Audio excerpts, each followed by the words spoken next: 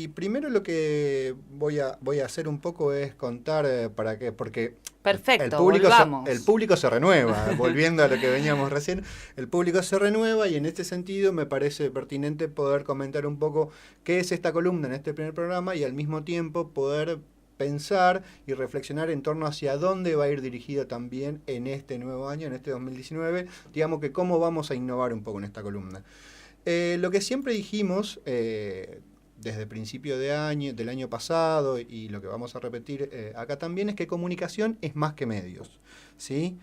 En este sentido uno puede pensar que si bien los medios son como los protagonistas de todo lo que tiene que ver la comunicación, digamos, medios de comunicación entendidos coloquialmente como uno puede pensar que son la radio, la tele y aquellos contenidos que circulan por internet, pensando también en los diarios y demás, pero también pensar que la comunicación se da en otros espacios y a través de otras redes que no siempre son a distancia o masivos, sino que a veces son, por ejemplo, presenciales, ¿no? Ujú. Uno puede pensar en este sentido la comunicación que hay en un recital o la generación de espacios, ¿sí?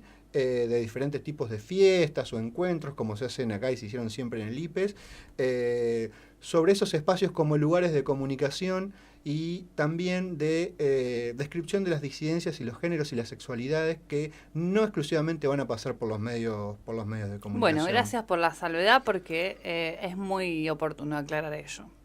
Tal cual, uno puede pensar también que la comunicación está en un recital, podemos ver todo lo que pasó en Lollapalooza o en los mismos recitales de acá, o por ejemplo también en los monumentos. Hay una instancia comunicativa ahí que nosotros lo vemos claramente, pero que a veces no lo asociamos como espacios de comunicación y en realidad cuando uno está en un monumento lo primero que tiene que saber es que más allá de a quien haga referencia ese monumento, por ejemplo, es un espacio de comunicación. En fin, para los comunicadores todo comunica, entonces esta cuestión es interesante marcarla desde esa perspectiva.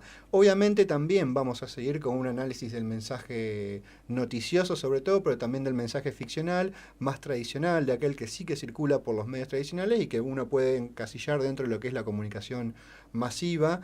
Y en este lugar también va a entrar todo lo que tiene que ver con agendas alternativas, ¿sí? Comunicación comunitaria, gestión cooperativa de medios comunitarios, básicamente, en donde uno puede pensar otra agenda y no necesariamente aquella agenda que está marcada por los medios hegemónicos en cualquiera de sus jurisdicciones. Uno puede pensar que un medio hegemónico es el Grupo Clarín a nivel nacional. Bueno, en la provincia también tenemos los medios hegemónicos, Completamente. tal cual que en primera instancia digo, más allá del color político que esté en el gobierno, los dos canales de televisión provinciales públicos se pueden imponer como medios hegemónicos, además de los otros canales que hay privados que se asocian también a empresas de telecomunicaciones y demás. Pero más allá de eso, vamos a dar quizás, y que esto tiene que ver un poco con lo que comentábamos al principio del programa, esta cuestión de cómo se informa, cómo se representa a través de la información y cómo aparecen en las noticias todos los temas que nosotros vamos a tratar programa a programa. ¿Por qué? Porque el discurso noticioso de alguna forma es ese discurso que pasa más desapercibido, pero más desapercibido en cuanto a la alerta que uno tiene que tener, aunque ahora esto está cambiando, y es quien más aporta y construye la solidificación de ciertos estereotipos. El, el clásico ejemplo es el femicidio para los medios de comunicación hace 15 años era crimen pasional, Claro. asignándole a la cuestión pasional, al concepto pasión, un carácter de, si se quiere, o en parte tomado por la locura como una instancia en la que no se piensa y en realidad hay cuestiones que tienen que ser reflexionadas mucho más fuertemente. Hoy antes, al principio del programa, me había quedado con un comentario que tiene que ver con esto de una pena en relación a un femicidio y la justicia patriarcal. Digo, no hay que confundir, me parece que hay que separar en esto de que un femicidio tenga la pena que corresponde a que tengamos una justicia con perspectiva de género, ¿no? Porque una cosa, la pena o la resolución de un juicio haciéndose justicia por un femicidio, me parece que no implica necesariamente ni automáticamente que tengamos una justicia con perspectiva de género. Creo que a mi entender vos podrás comentarlo mucho No, queda mejor. mucho más por hacer. Claro, ¿entendés? Entonces, Entendiendo lo que decís, queda mucho más por hacer. claro. Ahora es interesante pensar en la vinculación esto que vos decís, los femicidios, la justicia y el lugar que ocupan los medios, ¿no? Ujú. No solamente para la producción de justicia o que implica la comunicación, hablando en grandes rasgos, no solamente para la justificación de las sentencias, sino también para promover este tipo de juicios, ¿no? O este tipo de perspectiva dentro de la justicia. ¿Hasta dónde podría preguntarse hasta dónde la construcción de los mensajes del discurso noticioso que circulan, digamos, desde internet, por los canales de televisión públicos, privados, de televisión abierta, de televisión por cable, hasta dónde no refuerzan determinado estereotipo, no refuerzan determinada concepción de un tema, teniendo en cuenta que es muy difícil, o por lo menos no correspondería, nosotros acá por una cuestión obvia no lo podemos hacer, pero no correspondería pensarlo solo desde el tema de producción de la noticia, sino que también hay que pensar en ese sentido en las audiencias, claro, como siempre lo hemos hecho el año pasado, hablando por ejemplo de la Defensoría del Público, y cómo, además del obvio derecho, obvio quizás para mí, pero no está muy claro tampoco para muchas empresas de telecomunicaciones hegemónicas o medios hegemónicos, los derechos de esas audiencias, ¿no? Y en este sentido es interesante pensar cómo desde la producción de los mensajes o cómo desde cuando se realiza una noticia, uno, inclusive quitando esa intencionalidad que a veces le adjudica intencionalidad negativa de tergiversar el hecho noticioso para que tenga otro impacto, como quizás saliendo desde ahí ya en la producción misma de la noticia no hay una mera transmisión, sino que hay una construcción. claro. Y esto quizás es lo que nos permite en principio pensar o empezar a tener una lectura más crítica sobre los medios de comunicación, los hegemónicos y los alternativos, sobre todo porque también los alternativos con los cuales también hay que tener un consumo crítico de sus noticias, pero también sabemos que tienen otra agenda y eso ya es más valorable, además de generalmente tener como una idiosincrasia o un espíritu de no somos hegemónicos, entonces tenemos otra agenda, y eso también se acerca o implica, si se quiere, pensar desde lo económico, cómo se sustenta y demás. De ahí aparece también esta gestión cooperativa de medios que implica una horizontalidad y que hace que una empresa no busque, que una empresa de medios no busque exclusivamente el lucro, ¿sí? Lo cual permita a veces tener cierta discrecionalidad para hablar de uno u otro tema, en lugares donde todavía, y esto no lo digo específicamente por Tierra del Fuego, pero seguramente lo debe incluir, donde la pauta oficial hace o es gran parte de los ingresos de los medios de comunicación. Entonces, en toda esta ensalada que acabo de decir, le voy a sumar un ingrediente más y que tiene que ver de este espacio, ¿no? Como un espacio que pueda llamarse también de comunicación pública de la ciencia o divulgación científica, que permita, además de, bueno, decir, escucharon esta noticia, está armada de esta manera, bueno, sobre cada tema del programa intentar acercar, ver si es posible conseguir y buscar e investigar aquellos trabajos científicos sobre las cuestiones de género, las cuestiones de sexualidades y la comunicación, ¿sí? O sobre el tema que estemos hablando. Yo acá hoy traje uno como para compartir, pero que de alguna medida implica pensar otro tipo de lectura, ¿sí? Que quizás podamos, de alguna manera, en el escaso tiempo que tenemos acá, traducirlo a una comunicación pública de la ciencia, o como dice el gato y la caja, porque es importante que hables de tu tesis con el panadero, ¿no? Y en esto me parece fundamental, porque la otra vez había leído un comentario que me parece muy interesante, y es que quizás a la hora de hablar de antivacunas, a la hora de hablar de terraplanistas, no hay que criticar tanto a ellos, ¿sí? Con sus ideas, o a ellos con sus ideas, sino más bien reforzar esta cuestión de la comunicación pública de la ciencia para que la gente cuando esté, digo, las audiencias y aquellos consumidores de medios de comunicación en general, cuando estén frente a una noticia de estas características, puedan entender por qué no tiene ningún argumento sólido, más allá de que la firme creencia casi religiosa sobre una determinada afirmación, como que, por ejemplo, la Tierra es plana o que las vacunas causan no sé qué extraña enfermedad.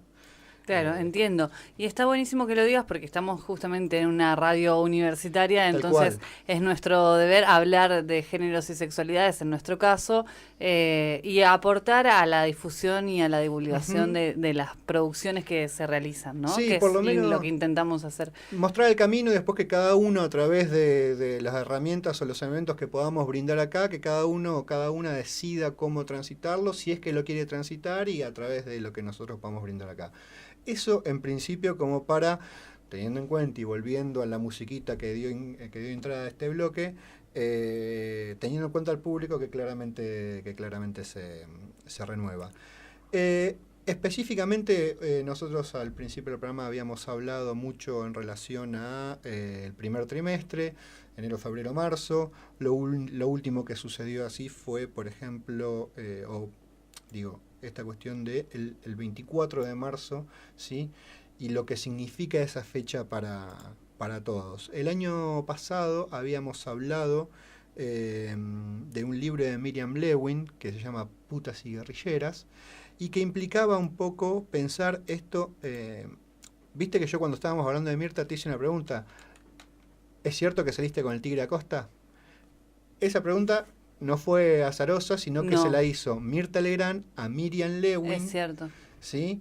Porque se pensaba que, y algo que le da título al libro, fue construido un sentido en el cual las mujeres, ¿sí?, a partir de la cuestión sexual y de tener sexo con militares, obtenían ciertos beneficios, cuando en realidad, lo que va a decir Miriam Lewin y varias personas más, no había posibilidad de decidir.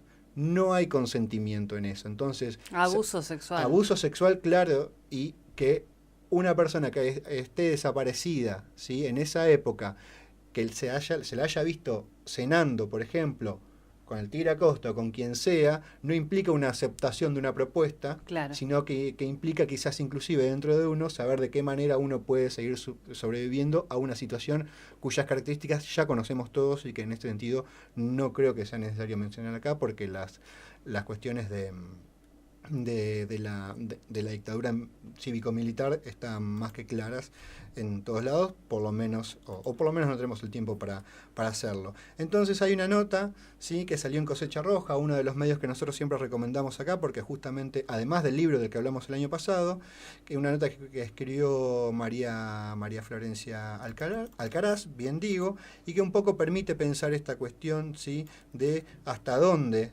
realmente era esto que nosotros hablamos de, bueno, salgo con el militar. No te quedaba otra, ¿sí? Y se titula esa nota: el terrorismo de Estado fue también terrorismo sexual, ¿no? Y es interesante como para verla. Después vamos a poner el link en la página y demás para que cada uno pueda ingresar.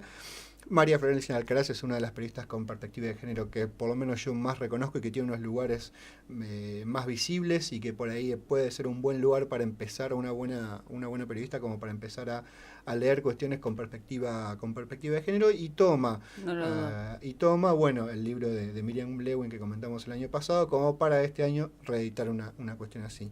Lo último que voy a decir, porque el tiempo es tirano en radio, si lo sabrá Mirta, pero con la televisión, tiene que ver con, simplemente voy a leer el título, y también vamos a dejar el link, de un trabajo científico realizado, un trabajo de investigación realizado por dos investigadoras de la Universidad de Cuyo y del CONICET, Alejandra Siriza y Laura Rodríguez Agüero, cuyo título es La revancha patriarcal, cruzada moral y violencia sexual en Mendoza entre los años 1972 y 1979.